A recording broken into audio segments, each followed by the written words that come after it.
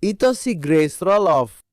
Noong Hulyo 13, 2024, ang 20 taong gulang na hiker ay pababa ng Half Dome sa Yosemite National Park kasama ang kanyang ama na si Jonathan nang biglang bumukas ang langit at ang granite sa ilalim ng kanyang mga paa ay naging parang salamin. Isang segundo lang, katabi pa niya habang bumababa. Sa sumunod na sandali, dumudulas na siya pababa sa 4 na raang talampakang bangin na wala man lang mahawakan. Nagmadaling bumaba si Jonathan at nagmakaawang manatili siya sa kanya. "Hey, nandito ako. Mahal kita. Pakinggan mo ang boses ko. Hindi kita iiwan." Ang sinapit ni Grace ay bangungot na hindi dapat danasin ng kahit sinong ama. Hayaan mong sabihin ko, hindi lang siya ang nakaranas nito. Ngayon, pag-uusapan natin ang 6 na trahedyang isinisi ng mga parke sa mga nagha-hiking, pero makikita mong mas kahina-hinala ang totoong nangyari.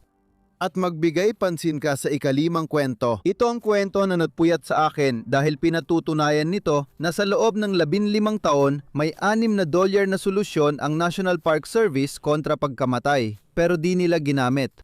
Maligayang pagdating sa extreme. Noong 5:30 ng hapon, Setyembre 14, 2015, ang mga ranger ng Zion Park ay nagmamadaling tumatakbo papunta sa pasukan ng Keyhole Canyon sa gilid ng highway. Itim ang langit. Ayon sa weather radar, may napakalakas na unos na nagbubuhos ng ulang parang pader ng tubig sa mga bundok sa itaas nila. Pagdating nila, nadatnan nila ang 3 hiker na hingal at takot na takot, sumisigaw at nagmamakaawang pumasok sila. Kakadaan lang ng mga hiker sa grupong 7 na nasa loob, pero huli na para pumasok dahil umatungal na ang bangin sa rumaragasang baha. Hindi pabaya o padalos-dalos na turista ang mga tao sa loob. Ito ang Valencia Hiking Crew. Si Steve Arthur ay veteranong pulis na 21 taon ng sarhento. Ang kanyang asawa, si Linda, ay masinop na mananaliksik. Kinuha nila ang kanilang mga permit para makapasok sa bangin isang araw bago ang lakad. Noong umagang yon, 7 tao ang dumalos sa klase tungkol sa kaligtasan sa canyoneering at mga panganib ng biglaang pagbaha. Sinusunod nila ang mga patakaran. Bandang 1:00 ng hapon noong araw na yon, sinuri nila ang lagay ng panahon sa huling pagkakataon. Ayon sa ulat, may 40% tsansa ng ulan pero maliwanag at asul ang langit sa Zion. Walang bakas ng ulan. Nagmaneho sila papunta sa pasukan ng bangin dahil inaasahan nilang maganda ang panahon. Ang pasukan ng Keyhole Canyon ay nasa gilid ng highway, 2 milya mula sa pinakamalapit na ranger station. Walang signal ng cellphone dito at walang gate o ranger na nakabantay, ibig sabihin walang paraan para balaan ang mga taong nasa loob na. Kaya wala silang paraan para malaman na 2:22 ng hapon yon. Habang sila ay naghahanda, naglabas ang National Weather Service ng babala ng biglaang pagbaha para mismo sa canyon na papasukin nila. Sa visitor center, tumigil na ang mga ranger sa pamimigay ng permit at wala silang kaalam-alam. Bandang 3:30 ng hapon, pumasok ang 7 hiker sa canyon. Ang Keyhole Canyon ay parang lagusan na walang bubom. Hindi mo malalakad paakyat ang canyon na ito. Nagrapel sila para bumaba sa matarik na bahagi. Magarbong paraan lang ito ng pagsabing tinali nila ang lubid sa bato at dumulas pababa sa bangin. Para sa grupong ganito kabihasa, dapat sanay isa lang itong masaya at pangkaraniwang biyahe. Bababa sila sa ilang lubid, lalangoy sa ilang maliliit na pool, at lalakad palabas sa ibabang dulo ng trail para puntahan ang sasakyan nila. Ang problema, ang canyon na ito ay one-way lang. Kapag ginamit mo na ang lubid para bumaba sa 30 talampakang bangin, hugutin mo ang lubid pababa pagkatapos mo para magamit mo ulit ito. Kapag nasa kamay mo ng lubid, ang pader sa likod mo ay isa ng makinis at patayong bangin na imposibleng akyatin. Hindi ka na makakabalik, wala ka ng urungan. Ang tanging paraan mo para makalabas ng bundok ay ang magpatuloy lang sa paglakad hanggang marating mo ang dulo. At sa araw na iyon, walang dulo. Pagkalipas ng 1 oras at 16 na minuto, ang biglaang pagbaha na siyang dahilan kung bakit isinara ng mga park ranger ang canyon ay ginawang parang batyang walang labasan ng canyon.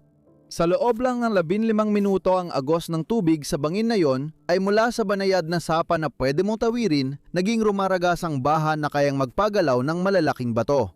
Sa pinakamalakas na daloy, ang ilog ay 48 beses mas mabilis kaysa noong nagrapel sila. At hindi lang tubig yon, isa yung pader ng putik, mga bato at mga puno, lahat ay rumaragasa sa isang masikip na espasyo na kasinlaki lang ng isang pasilyo. Nang tuluyang bumaba ang tubig, pumasok ang mga search team sa bangin at nadatnan nila ang isang eksena ng ganap na pagkawasak. Nalinis ng husto ang mga pader ng bangin dahil sa lakas ng baha.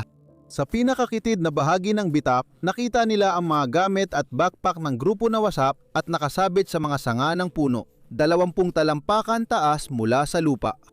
Ganon kataas ang inabot ng tubig. Sa 4 na araw, 60 tauhan sa paghahanap ang naglaan ng mahigit 1,000 oras sa kanilang paghahanap. Karamihan sa kanila ay wala na rin sa bangin. Napakalakas ng agos ng tubig kaya't nadala sila ng milya-milya palayo, dumaan sa mga bato at lumabas sa mas maluwang na bahagi ng ilog. Ang huling bangkay na kay Linda Arthur ay natagpuan 5 milya sa ibaba ng agos. Wala ni isang tao sa grupo ang nakaligtas ng buhay.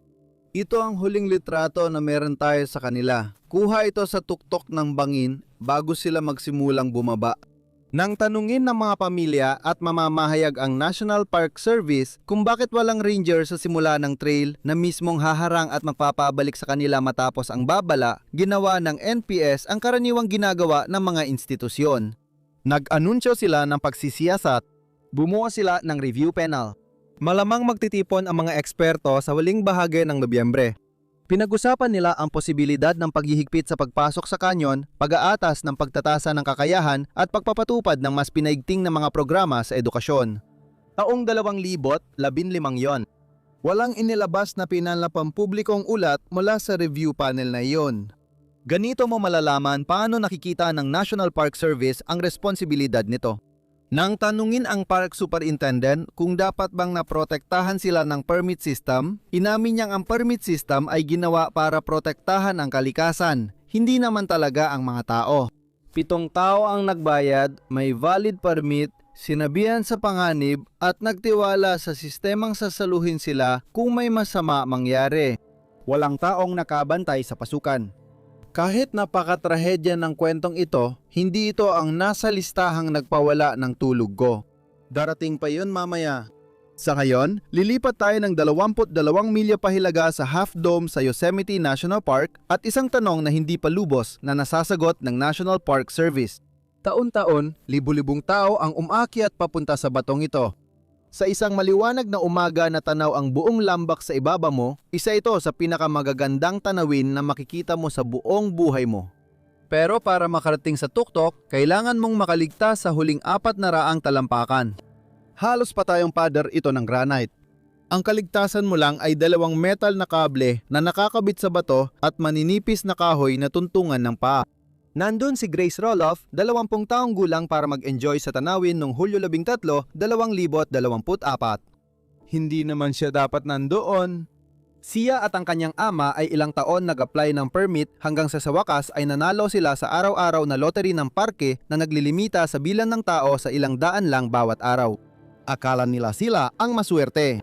Noong araw na yon, sina Grace at ang ama niyang si Jonathan ay nakarating sa tuktok mga 3:00 ng hapon. Habang nagsisimula sila mag-enjoy sa tanawin, biglang dumilim ang langit. May paparating na bagyo ng tag-init.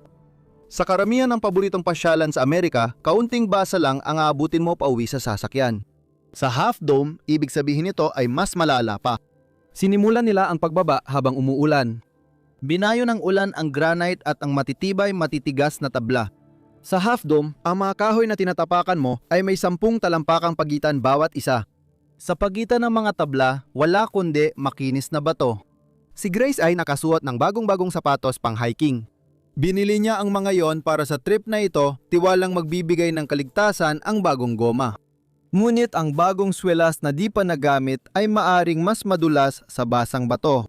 Nadulas siya habang tumapak sa pagitan ng 2 tabla. Tumingin siya sa ama at sinabi ang huling mga salitang maririnig mo. Tay, ang dulas ng sapatos ko. Inabot ni Jonathan ang kamay niya para lalayan siya, hindi niya alam na huli na ang lahat. Sandali lang, andito pa siya. Sa susunod na sandali, biglang nadulas si Grace sa tuktok ng bundok at gumulong pababa ng mahigit 200 talampakan, ilang beses na tumama ang ulo niya sa mga bato. Bumagsak siya sa paanan ng bundok na may tunog na di malilimutan ng kanyang ama. Halos lumipad pababa ng bangin si Jonathan, tumatawag sa 911 at sumisigaw sa gitna ng ulan. Grace, nandito ako. Hindi kita iiwan, mahal kita, pero huli na ang lahat. Pumanaw si Grace Roloff noong hapon na yon, 13 ng Hulyo, 2024. Sanhin ang pagkamatay, matinding bali sa ulo dahil sa pagkahulog. Pagkababa ni Jonathan mula bundok, agad niyang nakipag-ugnayan sa National Park Service. Gusto niya ng pahayag, pagkilala, kahit ano. Hindi tumugon ang parke dahil kung gagawin nila, kailangan nilang sagutin ang tanong na laging lumilitaw tuwing may insidente sa Half Dome. Sa Europa, ang mga trail gaya ng Half Dome ay gumagamit ng Via Ferrata system, isang magarbong tawag sa safety leash. Maikling lubid na ikinakabit mo sa kable sa itaas mo. Kung madulas ka, sasaluhin ka ng lubid. Hihinto ka. Hindi ka mahuhulog. Parang seatbelt na pumipigil sa'yo tumalsik sa windshield. Pero ito, pipigil sa'yong mahulog ng daan o libu-libong talampakan. Sa official na NPS Half Dome safety page, inirerekomenda ang boots na may suporta sa bukong-bukong at guantes na may matibay na kapit sa mga kable. Iyon lang. Hindi nabanggit ang salitang harness kahit minsan. Walang kahit isang mungkahi ni isang pangungusap man lang ang kumikilala na mayroong sistema na maaring pumigil sa isang pagdulas na maging isang pagbagsak mula sa 300 talampakan. Wala. At lalo pang lumalala. Ang mga hiker na nakaranas na sa mga kable na yon ay nagkwento na mismong mga ranger ang nagsasabi sa kanila na iwanan na lang ang safety gear sa bahay. Ayon sa paliwanag, hindi dinisenyo ang mga kable at poste para sa bigat ng pagpigil sa pagkahulog. Walang patakaran ng NPS dito, pero kung ang opisyal na safety page ay walang nabanggit tungkol sa gamit na makakaiwas sa pagkamatay mula sa pagkahulog, malino na ang ipinahihiwatig ng hindi pagbanggit na yon. Si Grace Roloff ay hindi ang una. Hindi bababa sa 25 katao na ang nawalan ng buhay sa huling bahagi ng batong ito at karamihan sa kanila ay nahulog mula sa eksaktong parehong lugar. Mula noong 2005, mayroong 15 kumpirmadong namatay mismo sa mga kable. Batay sa pag-aaral ng mga katulad na sistema ng kable, mahigit 2/3 ng mga pagkamatay ay sanhi ng kakulangan sa safety equipment. Sa madaling sabi, buhay pa sana ang hindi bababa sa 2/3 ng mga taong yon kung nagsuot sila ng safety harness. Paalala, buwan-buwan akong gumagawa ng eksklusibong video para sa Patreon. Nandun na ang mga babala. Hindi mo ito makikita kahit saan pa. Kung gusto mo, nasa description ang mga link. Kung akala mo dito lang sa patakaran nagtatapos ang hindi pagtulong, mag-isip ka muli. Dahil sa Grand Canyon, hindi lang gamit ang hindi ibinibigay, mas malala pa doon.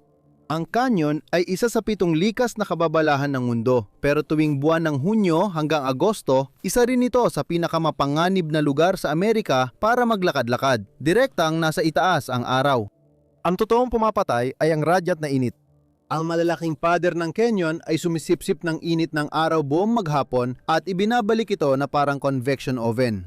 Ang temperatura sa pinakailalim ng canyon na yon ay umabot na ng 120 degrees Fahrenheit.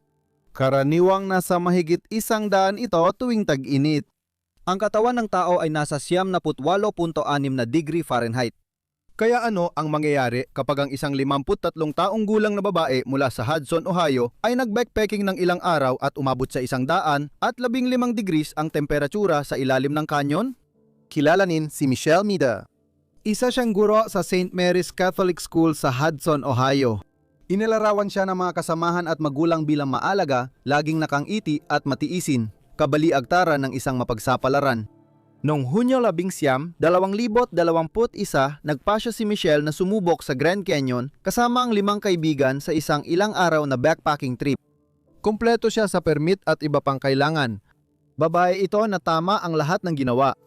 Pero sa kalagitnaan ng canyon, nagsimulang umapekto sa kanya ang init. Doon mismo sa harap ng kanyang mga kaibigan, si Michelle ay nalito. Hindi namin alam kung bakit. Maaring dahil sa heat stroke o baka mas kaunti ang nainom niyang tubig kaysa sa iba.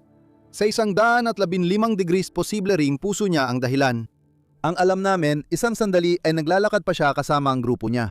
Sa susunod na sandali, natitisod na siya. Pagkatapos, bumagsak siya at nawalan ng malay. Kinailangan ng grupo niya na gumawa ng mabigat na desisyon. Nasa 3,000 talampakan ang lalim nila sa canyon at walang lilim. Halos imposibleng makabalik pataas dahil sa hirap. Matatagalan sila kung bababa pa. Kaya ginawa ng mga kaibigan niya ang lahat ng kanilang makakaya.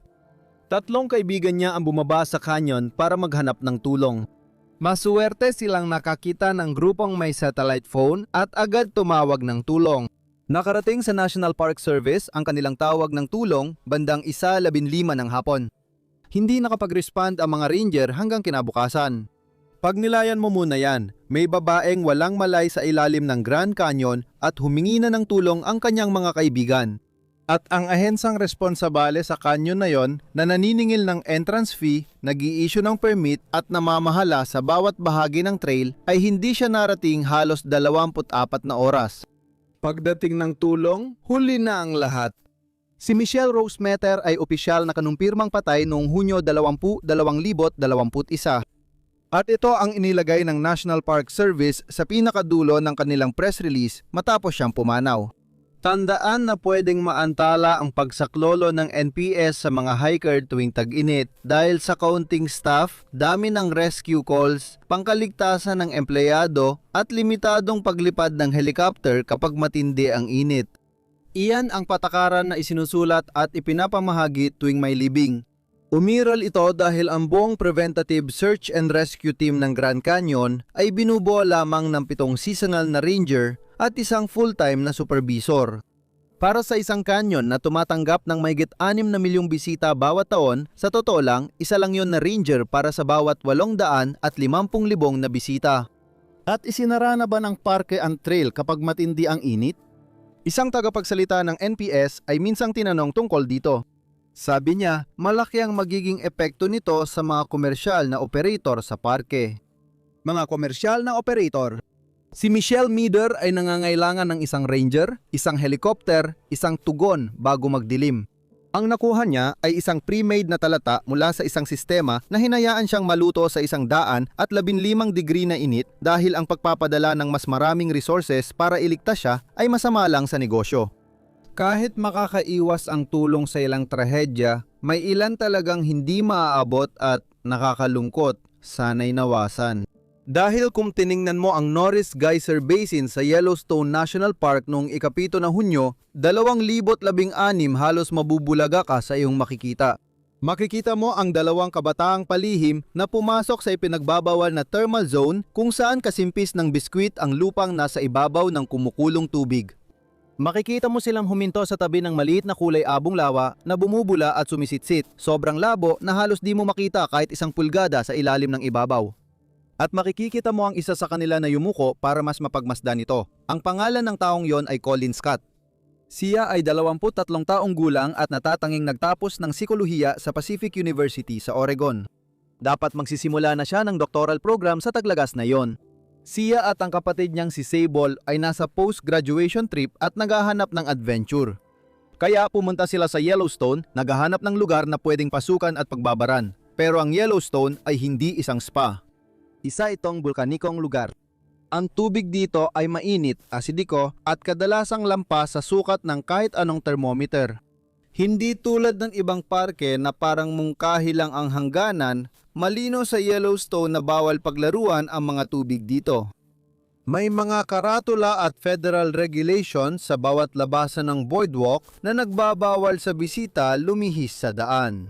Mga 130, nabibinasa ni Colin at Sable ang mga iyon pero nagpatuloy pa rin sila sa paglakad. Naglakad silang 2 ng 200 at 25 yarda papasok sa pinakamainit at pinakamapanganib na thermal area sa Yellowstone sa Norris Geyser Basin. Ang buong lugar na ito ay ipinagbabawal at partikular na hindi pinapapasok ang mga bisita. Si Colin ay nakatsinelas lang. Lumuhod siya sa tabi ng maliit na thermal pool ng asidong tubig, mga 6 na talampakan ng haba at 10 talampakan ng lalim para sukatin ang temperatura. Madulas ang lupa, basang graba. Sa loob lang ng ilang segundo, nadulas siya at nahulog at agad na nag-shock ang kanyang katawan. Sa ganong init, nagsisimulang masira ang balat ng tao sa ilang segundo. Ang temperatura ng tubig sa pool ay naitala na 200 at 12 degrees Fahrenheit ang pinakamataas na kaya ng thermometer. Maaring mas mataas pa ang aktual na temperatura. Agad sinubukan ni Sable na hilahin siya palabas at nagtamo rin ng bahagyang sugat. Wala na siyang nagawa kaya tumakbo siya sa pinakamalapit na ranger station para humingi ng tulong. Pagdating ng search and rescue kinagabihan, bahagi na lang ni Colin ang nakita sa ibabaw at may kwintas na krus sa kanyang muka. Wala na talaga siya. Pagkatapos ng ilang oras na pagsubok, mabawi ang katawan niya, sumuko na ang mga ranger at ipinagpaliban ito sa kinabukasan. Masyadong hindi matatag ang lupang geothermal sa paligid ng pool at mabilis nang dumidilim. Pagbalik nila kinabukasan ng alas 8 ng umaga, wala nang natira. Tinunaw siya ng tuluyan ng init at asido magdamag. Ang nakuha lang ay pitaka at 2 natunaw na tsinelas. Narito ang tanong na gusto kong pag-isipan mo. Naglabas ang Yellowstone ng mahigit 63,000 babala para sa mga paglabag sa trail noong 2023, ngunit kakaunti lang ang kanilang ipinatupad. Araw-araw, may mga taong hindi sumusunod sa karatula at nakakalusot ng walang parusa. May pananagutan ba ang parke sa pagkakaiba ng ipinaskil nilang patakaran at sa mga kayang ipatupad? Ayon sa patakaran ng NPS, responsibilidad ng bisita ang sariling kaligtasan. Natutunan ni Collins ito sa masakit na paraan. Kung nakakatulong o nakakasama ang mahigpit na pagpapatupad ng mga patakaran ng parke, kayo ang magbisisyon. Ang alam ko lang ay sa Angels Landing, Zion National Park, may malaking problema na wala namang kinalaman sa katigasan ng ulo ng mga umaakyat. Ang 1,500 talampakang sandstone fin na ito na tuwirang umaangat mula sa sahig ng canyon ay isa sa pinakasikat na hiking spot sa Amerika at sa malinaw na araw, isa sa pinakakamanghamanghang lugar na mapupuntahan. Noong Hunyo 8, 2007, naroon si Barry Goldstein upang humanga sa isa sa pinakamagandang trail sa Amerika. Si Barry, na 53 taong gulang, ay isang anesthesiologist na nauumaling sa pag-akyat. Pinakamasaya siya kapag nararamdaman ang siglang dulot ng pag-ehersisyo. At isa sa mga pinakakinatatakutan niya ay ang araw na hindi na niya ito kakayanin sa pisikal. Noong araw na yon, pababa na ng trail si Barry kasama ang pamilya niya matapos marating ang tuktok. Sa isang sandali, masaya pa siyang naglalakad. Sa sumunod na sandali, hindi may paliwanag na nahulog siya ng 1,000 talampakan pababa sa bangin. Ayon sa saksi, matarik ang bangin na nahulugan niya at wala nang pangalawang pagkakataon matapos siyang mahulog. Pansamantalang isinara ang Angels Landing matapos mamatay si Barry, ngunit binuksan din ito muli kinahaponan. At sa loob ng susunod na 15 taon, patuloy lang ang makapagkamatay. Sa pagitan ng 2017 at 2021 lamang, 5 tao ang nahulog at namatay sa iisang trail na ito. Noong Abril 2022 sa wakas ay nagpatupad ang Zion ng permit system. Opisyal na sinabi nilang para ito mabawasan ng siksikan. Pero tingnan mo ang mga numero. Bago ang permit, hindi bihira na makakita ng 200 katao na siksikan sa makitid na sandstone na gilid na may 1,000 talampakang bangin sa magkabilang panig. Tapos nagdagdag sila ng $6 na bayad sa lottery at naglagay ng isang ranger sa scout lookout. Ang resulta, pagsapit ng 2026, wala pang naiulat na nahulog sa trail. Talagang wala. Napaisip ako kung $6 at isang ranger lang pala ang kailangan para maiwasan ang mga namamatay, ibig bang sabihin bawat taon na pinamahalaan ng NPS ang trail ng wala ni isa, may solusyon na pero di ginamit. Hindi talaga ito problema ng resources. Pinili nilang unahin ang walang limitasyong pag-access kaysa buhay ng tao. At ang pagpili sa Zion ay hindi lang ang kakaibang desisyon na gagawin ng NPS. Dahil noong Agosto 23, 2000 tila perpektong linggo ang araw noon sa Acadia National Park sa Maine. Ang langit ay maliwanag at malinaw na asul at ang hangin ay amoy alat at pino. Para sa 10,000 katao na nagpunta sa baybayin ng Ocean Drive noong umagang yon, ito ang perpektong pagtatapos ng tag-init. Kasama nila sina Peter at Sandra Axelrod. Si Peter, 55 at Sandra, 51 ay kasama ang kanilang nag-iisang anak na si Cleo Dayun Axelrod, 7 taong gulang, na inampun nila mula Korea noong 4 na buwang gulang pa lang. Mahal na mahal siya ng kanyang mga magulang. Nakatayo sila sa malalaking granite na bato, mga 200 yarda mula sa Thunder Hole, 60 talampakan mula sa bangin, at 20 talampakan sa taas ng nag-aalimpuyong Atlantiko. Dangdang milya ang layo sa dagat, may bagyong umiikot. Habang maaraw sa Maine, itinutulak ng bagyo ang malalaking alon sa baybayin. Nakaalerta na ang parke para sa kaligtasan. Isinara nila ang dalampasigan at mga viewing platform, naglagay din ng harang at babala. Nagpadala sila ng 50 empleyado sa 2 milyang baybayin kung saan ang mga ranger ay naglalakad sa bato at pinapatras ang mga tao. Pero ang dagat ay walang sinusunod na patakaran. Gumagana ito sa tinatawag ng mga siyentipiko na mga siklo ng alon. Pwede kang manood ng 50 alon na bumabagsak sa dalampasigan sa ligtas na taas na 10 talampakan at isipin mong alam mo na ang hangganan. Pero bawat ilang minuto, maaring magsanib ang maraming alon at maging isang malaking pader ng tubig na doble ang laki at 10 beses ang lakas kumpara sa mga naunang alon. Noong 1153 NU, habang nakatayo ang mga axle rod ng 60 talampakan mula sa dalampasigan, dumating ang isang alon na kakaiba sa lahat ng nauna. Matibay ang pader ng berdeng tubig na di inalintana ang 20 talampakang taas ng bato at dumiretso sa kanan kung saan sina Axelrod at iba pa ay nakatayo. Sa isang iglap, 7 tao ang tinangay mula sa granite at nahulog sa Atlantic. Sina Peter at ang kanyang anak na babae ay nadamay mismo rito. Agad umalis ang Coast Guard mula sa kalapit na istasyon.